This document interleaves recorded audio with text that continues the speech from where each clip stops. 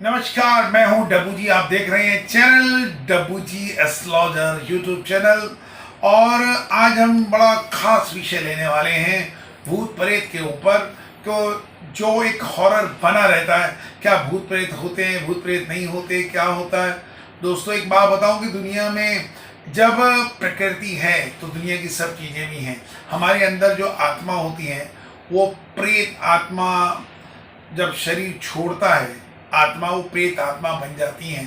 प्रेत आत्मा कहते हैं बगैर शरीर के घूमती भी हवा को हम प्रेत आत्मा कहते हैं। और वो जो सारा जीवन पूरा जो समय से पहले अगर आपके शरीर को छोड़ के अगर निकल जाए तो उसको अपना पूरा टाइम काटने के लिए उस हवा को पूरी दुनिया में घूमना पड़ता है, और कभी इधर भटकती कभी उधर भटकती, वही प्रेत आत्मा कहलाती। कहते हैं कि मरने के बाद जिंदगी किसने देखी, क्या आत्मा, क्या शरीर, क्या दिमाग, क्या सोच, क्या सपने, सब धरे के धरे रह जाते हैं।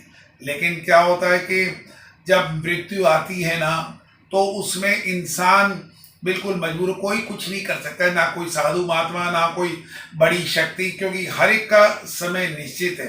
ब्रह्मांड का सॉफ्टवेयर, अगर आपको 80 साल भगवान ने दिए हैं, अगर आपकी अवस्था 40 में ही खत्म हो गई आयु की, तो बाकी के जो 40 वर्ष आपको वो प्रेत आत्मा बन के इस जीवन, इस शरीर के बगैर आपको इस दुनिया में काटने ही पड़ेंगे। और वो जो मूव करती है हमारी जो हवा अंतरिक्ष, वो प्रेत आत्मा कहलाती है। वो 40 वर्ष इधर से इधर मूव करती रहती है। आप कहते हैं ना कि किसी पे भूत चढ़ गया, बालाजी ले जाओ, किसी को प्रॉब्लम हो गई, तांत्रिक में ले जाओ, किसी को नींद नहीं आती, मानसिक रोगी हो गई, कहीं इस पे किसी ऊपरी हवा का साया तो नहीं है, किसी अघोरी पे ले जाओ, वो भूत प्रेत उतार देगा। दोस्तों, क्या है कि मरने जब जिंदा आदमी ज्यादा खतरनाक होता है बनिस्बत मरने के, और मरने के बाद तो सिर्फ हवा है, उससे डरना नहीं चाहिए। वो एक एरर भय ऐसा होता है कि उस भय का जो भूत बनता है, भूत का मतलब जो बीत गया, और आप कहते हैं भूत आ गया, प्रेत आ गया, कुछ नहीं आता। आता सब एक सोच होती है, क्योंकि आत्मा भी तो परमात्मा है। क्यों भूल जाते हैं परम आत्मा, क्यों कहते हैं हे परमात्मा, मतलब आत्मा जो है हमारे परमात्मा का एक रूप ही तो होता है, जो हमारे तुम्हारे शरीरों में होता है। और जो शरीर के खात्मे के बाद, शरीर जल जाने या दफन हो जाने के बाद आपके परिवार को छोड़ देता है। रिश्ते जीते जी होते हैं, मरने के बाद कोई किसी का नहीं होता, क्योंकि शरीर से रिश्ते शुरू होते हैं और शरीर पे आके रिश्ते खत्म हो जाते हैं। और उसके बाद जब शरीर से मुक्ति होती है तो मोह माया नहीं करनी चाहिए, क्योंकि ज्यादा मोह माया उस आत्मा को आपके घर, आपके जीवन में खींचती है और वो मुक्त हो नहीं पाती। और सबसे बड़ी बात यह कि आप उसके लिए चाहे जो मर्जी कर लीजिए, उससे बचाव के लिए वो जो कष्ट आपके जीवन में लिखा है वो आपको भुगतना पड़ेगा। और इनके उपाय के तौर पे क्या है कि इनसे बचने के 4 उपाय। नंबर 1, गायत्री मंत्र का नियमित जाप। नंबर 2, तीनों तरह की राई ले लें, लाल राई, काली सरसों, पीली सरसों 100 ग्राम, फिटकरी, लोबान और गूगल 100 ग्राम। इन 6 आइटमों को पीस लीजिए, पाउडर बना लीजिए। 14 पुड़िया इनकी बनाइएगा, और 1 पुड़िया रोज गोबर के उपले या कच्चे कोयले पे डालकर पूरे घर में धुआं दें। कैसी भी नेगेटिविटी हो, कैसी भी भूत प्रेत का हवा हो, वो सब गायब हो जाएगा। दूसरा उपाय में आपको गायत्री हवन करना चाहिए घर के अंदर। अगर आपको लगता है इस घर में भूत है, प्रेत है, या कोई प्रेत बाधित व्यक्ति है जो आपको काफी ज्यादा परेशानी में पड़ा हुआ है और मानसिक तौर पे बहुत ज्यादा डिस्टर्ब है, और सुंदरकांड का पाठ मॉर्निंग में जरूर करना चाहिए, और दोपहर या शाम को हवन जरूर कराना चाहिए। और ये जो धुनी मैं बता रहा हूँ, जो राई, फिटकरी, लोबान, गूगल की जो आपने बनाई, वो शाम को आपको जरूर धुआं उसका देना चाहिए जब सूर्य डूबने लगे।